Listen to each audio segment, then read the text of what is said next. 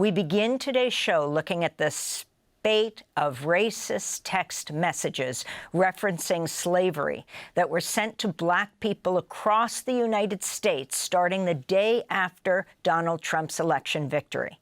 People in New York and Alabama, in California, Georgia, Illinois, Indiana, North Carolina, Ohio, Pennsylvania, Tennessee, and Virginia, including students at historically Black universities and even middle schoolers as young as 13 years old, reported getting a variation of this message that was addressed to them by name.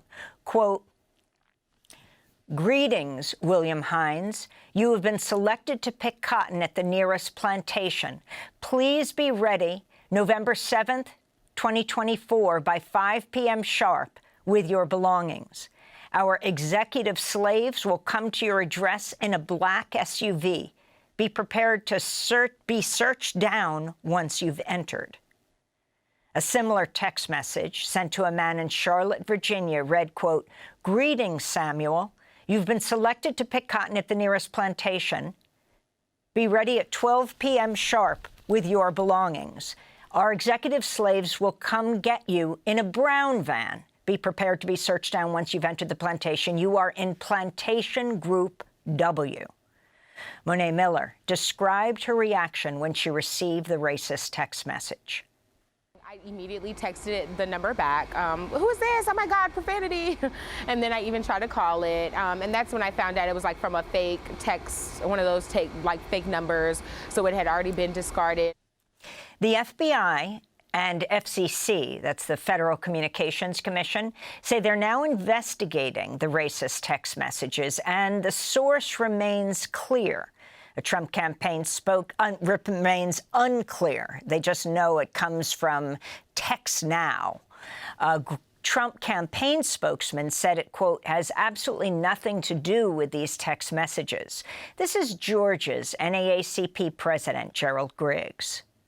Our response is to remind the young people where they come from, who they are, and that we do not sit back and allow people to threaten us without a response, a nonviolent, peaceful response, but a forceful response, that this is our country. We're not returning to any plantation. We built this country. We'll continue to make this country move forward and live up to the promise that it gave all the citizens. Meanwhile, Fisk University, the historically Black college in Nashville, Tennessee, issued a statement calling the messages that targeted some of its students deeply unsettling. For more, we're joined by two guests. In Washington, D.C., Wisdom Cole is with us, and Senior National Director of Advocacy for the NAACP.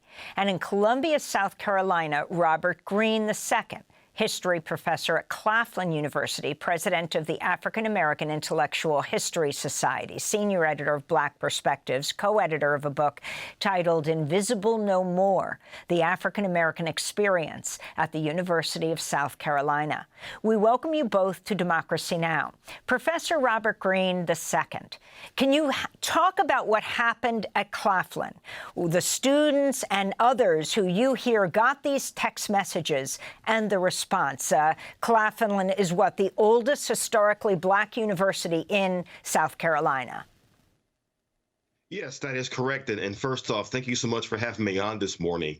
I can tell you that I heard from both students about the text messages and also from our campus security force, who sent out an email explaining to folks what the text messages were, to remain calm, but to also remain aware and alert of what was going on.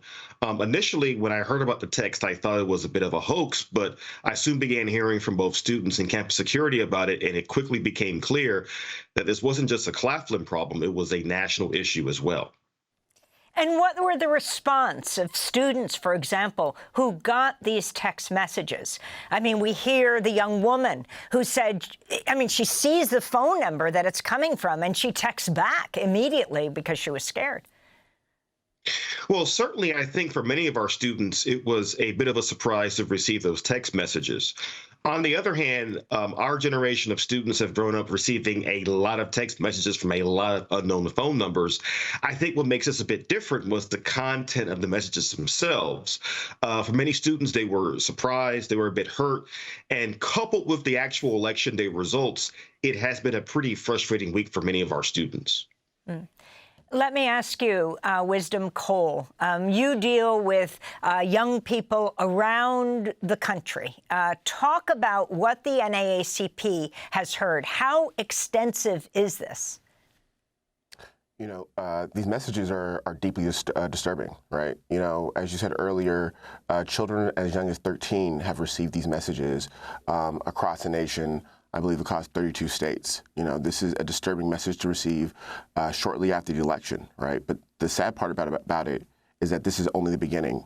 You know, when we see what's happening in this newly elected administration, we've seen this before, right? You know, the stripping away of diversity, equity, inclusion, the stripping away of our rights, right? You know, messages like this continue to set a precedent in terms of racism in America, in our schools, and in our phones. It's important for us to be able to protect our young people and allow them to understand that they deserve to be in those spaces, that they are a part of our community and our culture, and they're a part of what allows us to propel our future. Now, what is the NAACP demanding, Wisdom Cole? I was interested that when the Trump campaign was asked to respond, this came out right after Trump was elected, they responded, this has nothing to do with us. They didn't go on to say, and we consider this vile and racist and it must stop. What exactly are you demanding? What do you understand from the company that was the platform for this? Was it called Text Now? You know, regardless if you believe it has nothing to do with you, it impacts the future of our country. The real question is, what are you going to do about it? How are you going to ensure that everybody in this nation feels safe, that people feel like they can talk about their community, can talk about their culture, can be embraced, that they do not have this sense of fear? Many organizers across this nation have been working tirelessly over the last election season to ensure that we get this right. You know, it's important for us to recognize that moving forward, that there are a lot of things that are particular to our community that is going to be at stake, right? We are seeing an increase, and we've seen this before, right? An increase of racial hate in this country. And so with messages like this, we have to say enough is enough. We have to say that hate has no place here, and that we have to ensure that there are protections for us at the local, state, and federal level. Professor Robert Greene II, I'm interested that you're at Claflin. Both Claflin and South Carolina State are in Orangeburg, South Carolina. A very violent history against African Americans. 1968, the Orangeburg Massacre, one of the most violent, least remembered events of the Civil Rights Movement. February 8th, 68, crowd of students protesting at South Carolina State University, Orangeburg's only bowling alley, which was segregated. After days of escalating tensions, students started a bonfire, held a vigil. Dozens of police arrived, fired live ammunition into the crowd. 3 students were killed, 28 wounded. If you can talk about that history and how people are organizing right now around these messages and the involvement now of various federal agencies investigating. Well, certainly, whenever something like this happens to students in Orangeburg, there's always a sense of thinking about what the Orangeburg Massacre means to us in 2024. Both universities have even longer histories of confronting racism than that. Certainly you have the Orangeburg movement of the 1950s and 60s, which leads up to the Orangeburg Massacre of 1968. Decades before that, you have buildings on both campuses being burned down under so-called mysterious circumstances. And so for students at Claflin and SC State, the one thing they can take solace in is that they can tap into a long history of activism, protest, and resistance against oppression and tyranny. Many of those veterans of the civil rights movement, such as, for example, photographer Cecil Williams, still live in the Orangeburg area even now and offer their help and support to these students in a time like this one. As for right now, I think students are organizing not just against the text messages, but they're organizing themselves for a long struggle against the upcoming second Trump administration. But for them, the text messages are in many ways another galvanizing call to resistance and thinking about new and creative ways to resist what they perceive to be a very troubling Trump administration. And finally, Wisdom Cole in Washington, D.C. Plans are already underway for mass protests on January 18th, 2 days before the Trump inauguration. How is the NAACP dealing at this point? You know, at this point, it's really important for us to take the time to dream of a better America, for us to be able to restore ourselves and understand about creative ways in which we can take on the most challenging problems that are going to face us in this new administration.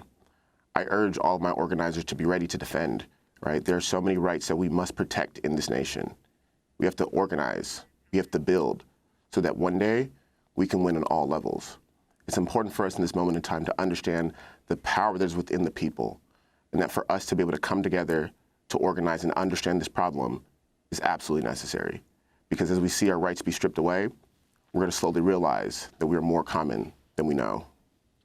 Wisdom Cole, I want to thank you for being with us, Senior National Director of Advocacy for the NAACP, speaking to us from Washington, D.C., and Robert Greene II, History Professor at Claflin University, the oldest Black university in South Carolina, President of the African American Intellectual History Society, editor of Black Perspectives, co-editor of Invisible No More, the African American Experience at the University of South Carolina, speaking to us from that state.